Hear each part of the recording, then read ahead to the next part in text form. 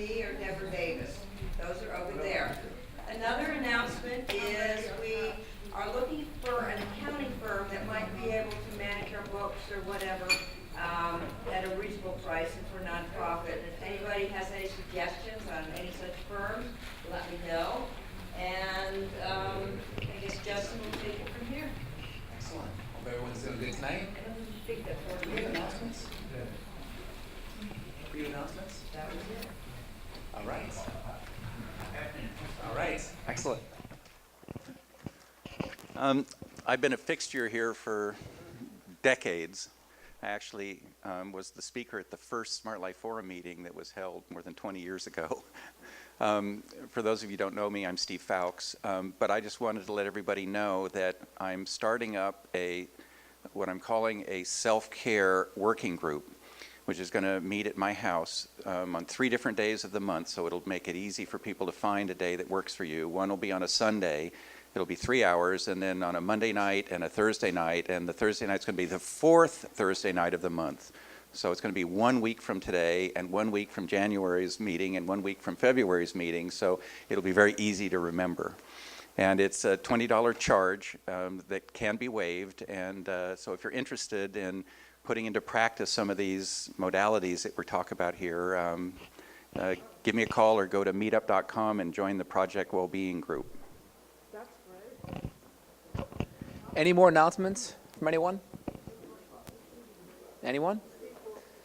All right, sounds like now's a good time to go into some FAQs. Anyone have any pressing health questions they want to broadcast to the forum? Anyone?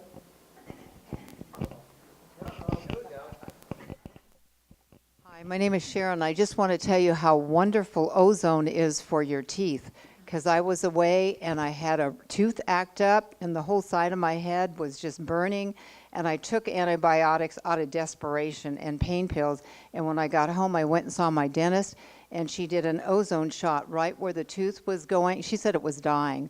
And my head hurt really bad for about 15 minutes. And now for the past 3 days, I have no pain. It's almost miraculous. Just want to tell you how good ozone is for your teeth. And in March, we're going to have a bioidentical dentist who can follow up on this and give us more information. Any additional comments on the tooth infection?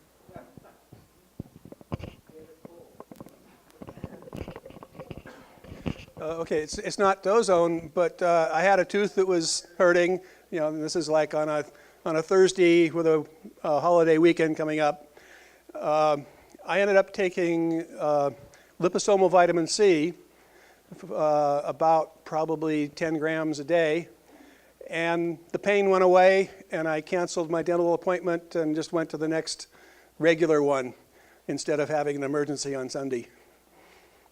So that's liposomal vitamin C. It's about $1 a gram, and I figure $10 a day to avoid dental pain is worth it. For myself, over the years, for tooth infections, I've always used 2% hydrogen peroxide or the essential oil On Guard by doTERRA or Thieves by Young Living is really good to mouthwash with for a few minutes. Very helpful. There's also the Silver Biotics liquid, which is amazing. So the least expensive place to get it is Swanson. You finish brushing your teeth, you take a tablespoon or two, swish it around your mouth for 30 seconds and swallow.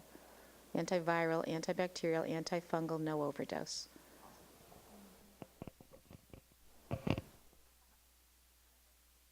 Usually a few drops of Lugol's in the water and really rinse well, and it gives me some iodine at the same time. Well, iodine is also antibacterial, and so it can deal with gingival infections and stuff. One of the things that I do now is every other day I brush my teeth with coconut oil. Excellent. Very good. Lauric acid. How does it work?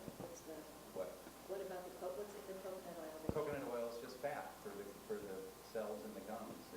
Lauric acid. Lauric acid, antibacterial. Also, oregano oil, a few drops on the toothbrush is good. Italian restaurant. Any other questions? Any other comments, concerns? Any other health issues the group wants to share? Any takers? Going once, going twice. All right. So it seems like, Susan, is it time to start a talk?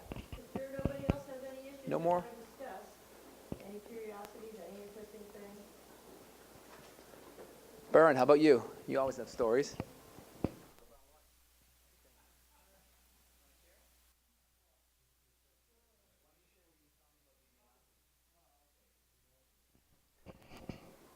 What I was mentioning before was, you know, I've been looking at the, when I worked with Roy Walford back in the 80s on caloric restriction diet, and then continued doing more research on it, I realized a lot of things about caloric restriction diet and what it's intended to do. One is reduces heavy metals, chemicals intake, and the other one, it protects us against oxidative stress in our body, especially mitochondrial decay. And about 10 years ago, I met a very interesting fellow who was an MD, PhD, who was doing research and knew Dr. Roy Walford and got a hold of me wanting to know some things about our lab that we did. And I really couldn't answer him, so I forwarded him to the right individual. But his work was on restriction of amino acids. And he found that restricting, and Ray Peat has mentioned this for 20 years because he and I talk about it since the 1990s, about you can extend the lifespan just like you can with caloric restriction diet by reducing these amino acids. And he has shown, Dr. Miller has shown this also in his laboratories with human and animals, that if you reduce tryptophan, methionine, and cysteine, mainly tryptophan, methionine, you actually reduce oxidative stress, mitochondrial decay, and thyroid. It also affects thyroid function. And one of the interesting things about this was I talked to Ray Peat about it, and I talked to Miller, and we looked at the foods that actually were restricting these 3 amino acids, and the only protein we came across that actually has no tryptophan, methionine, cysteine was collagen. And that's why collagen seems to be one of these proteins that you can take that has no inflammatory markers. And tryptophan and cysteine and methionine also raises when your cortisol goes up and your inflammatory situations go up. Steve? Yeah. So so Dr. Miller and 6 other professors, scientists, forwarded me their research on amino acids and restriction. They found that it mimics caloric restriction diet. It also helps with autophagy, which is a mechanism which I'm really looking at more through through John Ferber, and also this woman that I met at Stanford through John Ferber, who's doing research on autophagy, which is intermittent fasting. When you intermittent fast, you recycle the junk and you improve mitochondria function.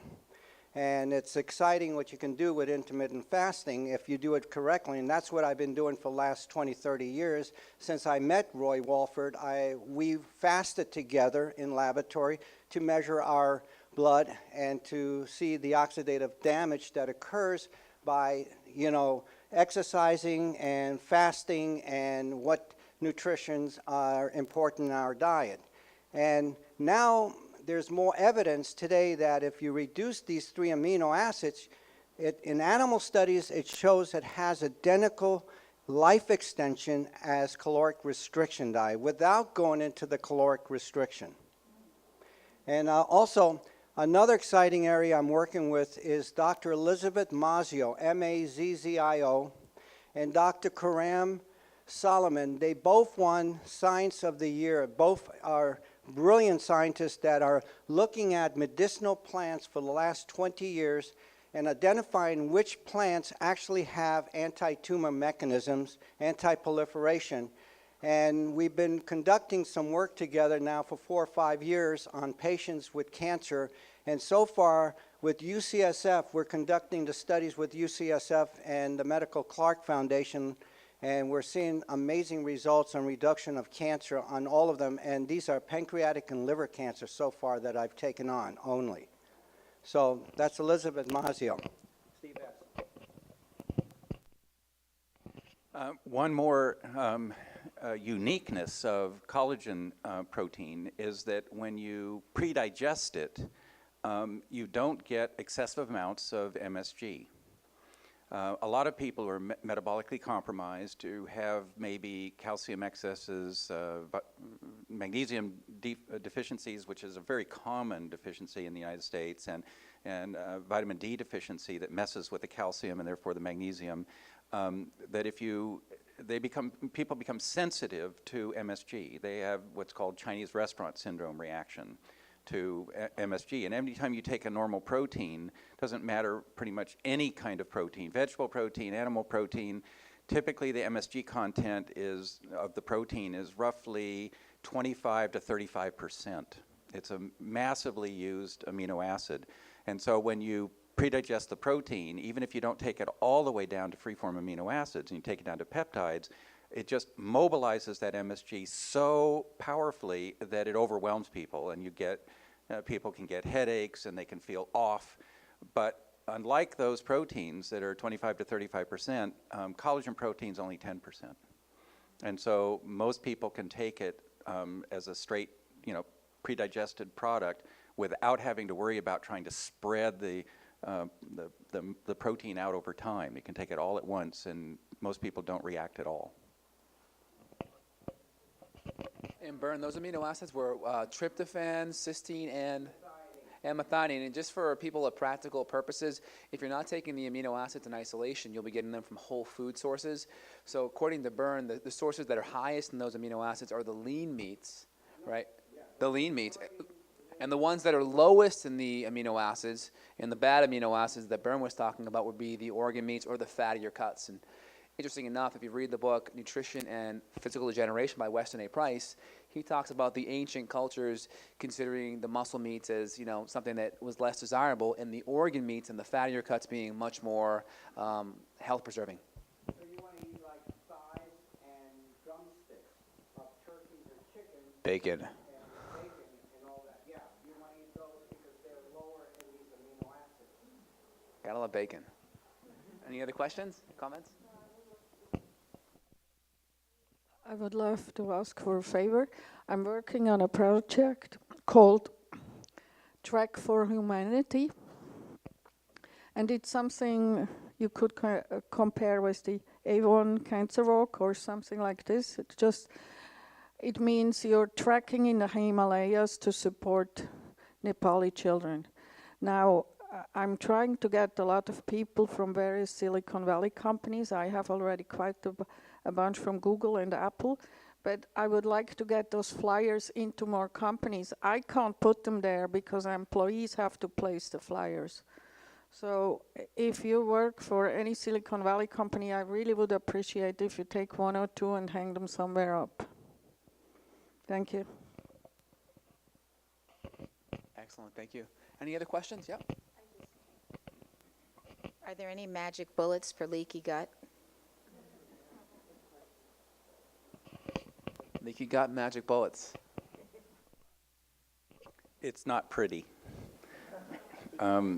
You can do a complete artificial diet where there's no inflammatory content because it's completely synthetic, with the hope that by reducing the inflammation in the gut, it then has a chance to heal. And that's the only way I know, other than potentially doing things like intermittent fasting and feeding the gut with coconut oil on a per meal basis, and taking enzymes to break down the food to help reduce the inflammation. The real problem is the gut is the primary exposure of the human body to antigen.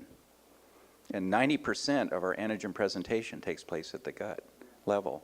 And so if you have inflammation there, inflammation defers healing. It suppresses the healing process and maximizes the inflammatory process.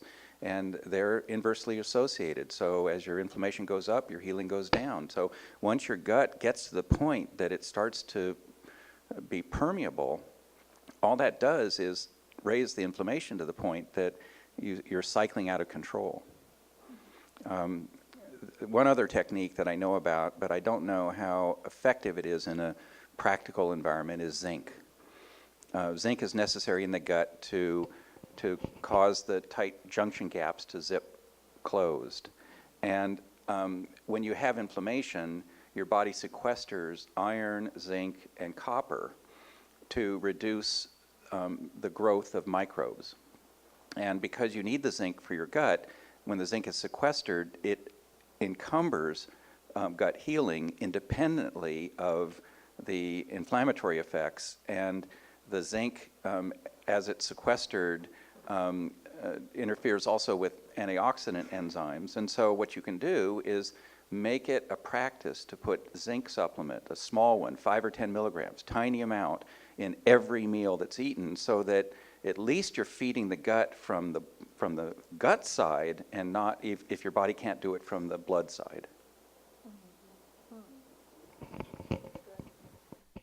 Alessio Fasano, a physician researcher over at the University of Maryland, just got picked up by Harvard. He said the number 2 stimulus for leaky gut is gluten. Number 1 is endotoxin. So any bacterial overgrowth, chronic infections, you're going to get these toxins that are released on the outside of the bacteria cell wall. That's hepatotoxic. That'll lead to leaky gut. Any infection will continue to drive leaky gut. One of the best things I found dealing with patients is some type of autoimmune paleo diet done on rotation, because any amount of food experienced to the gullet or the inside of the mucosa on a daily basis, food allergens will occur. So rotating the foods, paleo, autoimmune template. Another good thing for a lot of ulcers right now, and it seems to work really well, and this was given to me by a physician, is kefir. And fermented, anything that's fermented milk or has a lot of probiotics, and kefir seems to be, it has, I have even seen people with ulcers reverse it with just having kefir. Then I was reading recently on an article about K2. There's a lot of data now that's showing K2 has a very strong function as an anti-inflammatory in the gut. And it just recently came out in some new research that K2 has a very strong indication for not only mobilizing calcium, but also anti-inflammatory mechanisms, especially in the gut. And that's why, K1 is, predominantly found in the gut as well. And we're not eating enough foods that are stimulating production of K, and that's important. A lot of those nutrients that were just mentioned, the main mechanism is they reduce the compound zonulin, which opens up the tight junctions in the gut.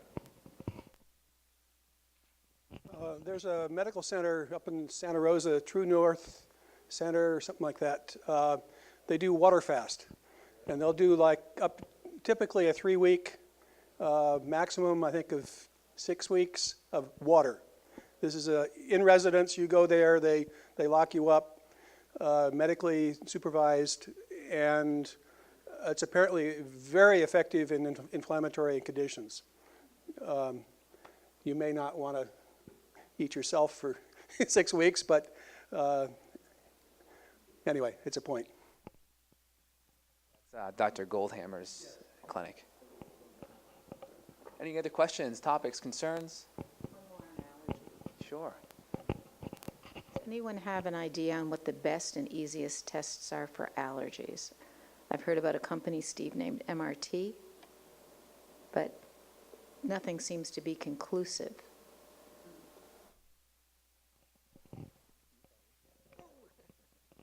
Dr. Russell Jaffe, who spoke here before, he has a test called the ELISA Act, and it's the most comprehensive delayed allergy reactive test on the market as far as I know. So unless Steve knows of somebody else.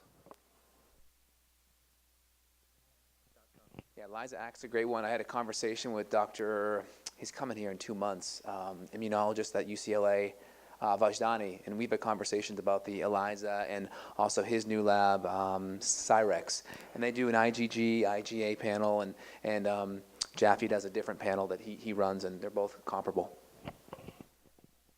Yeah, Cyrex is the only lab I know of that will adequately measure gluten antibodies, because the allopathic approach is just to do the anti-gliadin antibody, and gluten has at least 8 components, and you can miss at least 7 of them that way. So Cyrex Labs is the only one I know that can measure gluten sensitivity properly. I think all of the allergy tests are potentially misleading. And in other words, if they tell you that you're allergic to something, they're probably likely to be right. But if they tell you you're not allergic to something, it's a flip of a coin. And so I think it can be a mistake to treat them as being definitive. But they can focus you and narrow your choices down. The other approach is to do it on a self-care basis, where you do things like food rotation programs, where you look at different foods and you plan out your diet so that you're always taking breaks from foods. And I think this goes to the ancestral concept, paleo concept, that if we were out in the world, walking the land to find food, there'd be times when we wouldn't find food, and each time we went over a pass into a new valley, we'd find different food, and therefore there would be times of the year when we might have wheat if we were desperately hungry and that was all that was available. But for certain, when other food became available, we would then not be eating any wheat at all, and we would go 10, 11 months on a wheat-free program. So the idea is that you're not living with inflammation 24/7, 365, you're dealing with it on an episodic basis, and therefore any food that you choose that's bad will only be temporary. And that when you rotate that out, you're going to have a recovery time. And that, I think, for a lot of people is an easier to implement strategy, because it means you do it on your own at home, and instead of going out and spending $500 or $1,500. And that's the exact approach I use with most of my patients is elimination, provocation, pulling out the big foods, all the grains, all the dairy, all the legumes, pull out the eggs, all the inflammatory foods. The delayed response typically lasts 4 days, so rotating foods. Paul Chek has a great modified rotation diet in the book, How to Eat, Move, and Be Healthy. I have a PDF on it too, so if you want to email me, I can send it out to you. But it's basically all the foods are grouped by genetics, and it's basically rotating them. I've been on a gluten-free diet now for about 2.5 weeks, and so sometime at the beginning of next year I'm going to do a gluten reintroduction. So I'll be sure to provide you with a blow-by-blow account in January's meeting. It's important to note too, when you add gluten back into your diet, you're 8 times more likely to have symptoms that aren't gastrointestinally related. It could be fatigue, brain fog, achy joints, so a lot of people don't correlate those symptoms to a gluten issue. Depression as well, yep. Yeah, one of the things that happens when you reintroduce a food, if you reintroduce a very, very tiny amount of food, you get a very intense reaction that only lasts a short period of time. And you'll get like massive increases in heart rate. Your heart will speed up. Your mental function will speed up. And so in order to notice that, though, because your mind is noticing your mind, it doesn't work very well. But if you have a metronome and you set the metronome before you eat the food, so it's not fast and it's not slow, then when you pop the food in your mouth and react like a drop of milk, a kernel of corn, a pea-sized piece of bread, then what you do is over the next period of 2 hours, you pay attention to whether the metronome speeds up or slows down. So if the metronome speeds up, it means your brain is slowing down, and if it slows down, it means your brain is speeding up. So you see that effect of inflammation by comparison to an unchanging tempo. I was told by some folks that are doing brain mapping and biofeedback that there's a lady in San Jose that's finding increased delta waves in the brains of people who are eating when they eat gluten. Very interesting, very interesting. Any more comments? Questions, Bern? No? All right. I'll just share that when I've forgotten her name, but the woman who spoke on gluten about a year or 2 ago, I had one hip replacement and the other hip was starting to hurt. And I stopped gluten the next day after hearing her.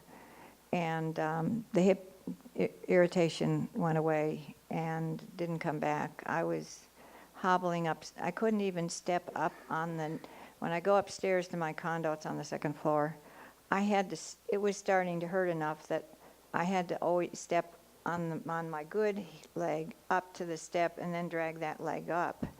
And all that's gone now. I mean, no pain anymore in my hip. Also, the hidden inflammation of gluten. So, for instance, myself, I can eat gluten, and if I do it, I won't necessarily feel bad off the bat, but I know I have thyroid or TPO antibodies, meaning my immune system is destroying my thyroid. So I know that I can never have gluten because those genetics will always be there no matter what. So if you have certain lab markers done and you know you're making certain antibodies or you have certain genes, then you still should avoid it, even if you don't maybe have symptoms that are overt off the bat. I highly recommend the Gluten Summit. How many of you heard about it or attended it? Some of you did. And Jeffrey Smith has a new movie out about gluten that really is a must-see. I'm going to show it in all the different churches in this area in January. It's just Google Jeffrey Smith new documentary issue on gluten. It's about the hybridization. It's about that everyone now is going to have serious symptoms.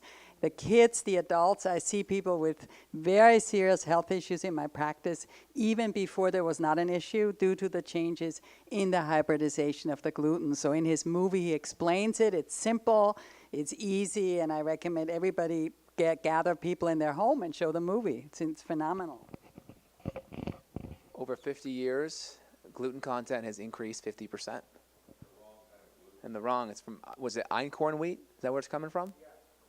Yeah, from 6 chromosomes, you know, the biblical times, wheat, 6 or 8 chromosomes to 50 or 40. So much different than thousands of years ago. Questions, comments, concerns? Anything else? All right. Yep. A lot of studying about wheat, and he found that people, I have a lot of patients that go to Italy and they go to Europe, and they can eat all this food there, I'm telling you, and they have no issues whatsoever. Anybody does that? You know, they can go to Europe and have a loaf of bread, and they have no problems. And so we looked at and we found that one of the things in the United States is we always fortify them with reduced iron. And in Europe, they don't do that. They don't fortify any of their wheat at all. And that could be one of the problems that we're seeing is some of these fortification of these reduced iron in our, in our foods, because iron, like you said, can stimulate bacteria and also cause oxidation and all that. So that was one of the things, because in Europe, they eat this. And they said, we're the only country in the world that have gluten problems. And also in all refined meat products, anything that's being shaped like a chicken McNugget, if you will, a compound called meat glue is used. Meat glue is pure transglutaminase, which will just fire up gluten. It's just gluten in its purest form. So even if you're eating McDonald's nuggets, you're still getting gluten, even if it's just the meat. All the cold cuts, unless you're buying a high-quality organic brand. Questions, comments, concerns? Anything?